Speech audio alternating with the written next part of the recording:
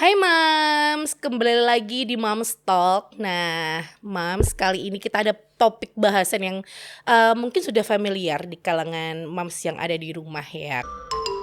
Keajaiban pijat pada bayi itu sangat luar biasa. Nah, yang pasti kalau aku sendiri sudah merasakan kalau anak yang mungkin lebih cenderung sering dipijat, sering mendapatkan sentuhan langsung mungkin dari orang tua, pastinya bonding dengan orang tua itu akan lebih kuat seperti itu. Nah, aku sendiri kayak kalau di rumah kayak gitu ya, sering banget kayak si Gaya itu tuh kan lagi sering banget aktif-aktifnya. Dia tuh lagi senang lari-lari ke sana ke sini, lagi senang banget buat manjat-manjat segala macem lah, membuat segala keributan lah intinya di rumah. Gaya itu sering banget yang namanya kalau malam tuh bilang, "Mami aku capek, Mami aku pengen dipijit, Mami aku," segala macem lah kayak gitu. Dan nggak mungkin dong dengan kondisi yang seperti itu aku langsung, "Aduh terapis harus telepon," segala macem. Nah, kalau aku sendiri ketika aku ada si Gaya tuh lagi kayak gitu, pasti aku sendiri melakukan pijatan-pijatan yang memang itu aman dilakukan untuk anak. Nah, seperti apa? Mungkin kayak Gaya tuh sering banget namanya kakinya tuh, "Aduh Mami aku capek di kaki," segala macem. Terus aku pengen dipijat. Nah, pasti yang bisa kita lakukan adalah pijat-pijat yang sederhana yang bisa kita lakukan, dan mungkin banyak banget ya contoh-contohnya kayak di YouTube dan lain sebagainya. Beda cerita juga kalau dengan Zoe. Zoe sekarang itu kan lagi umurnya sekitar 10 bulan.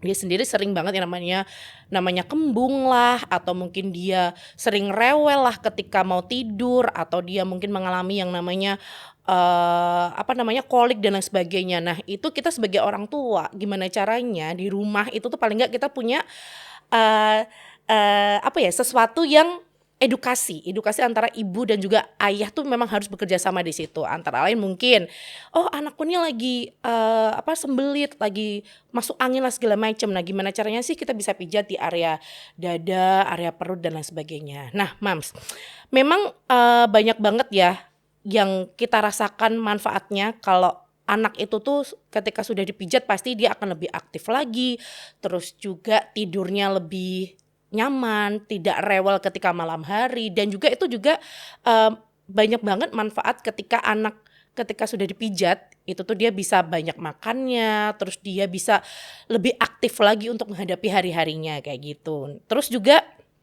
dengan adanya keajaiban pijat bayi ini, apalagi kita di rumah ya yang nggak punya babysitter, yang di rumah hanya bonding berdua dengan anak, gimana caranya sih kita membuat sebuah aktivitas setelah mandi, mungkin kita bisa pijat pelan di area lengan atau mungkin di area wajah anak. Nah, kadang tuh kan kita orang tua, "Aduh boleh nggak sih dari newborn itu dipijat?" Boleh.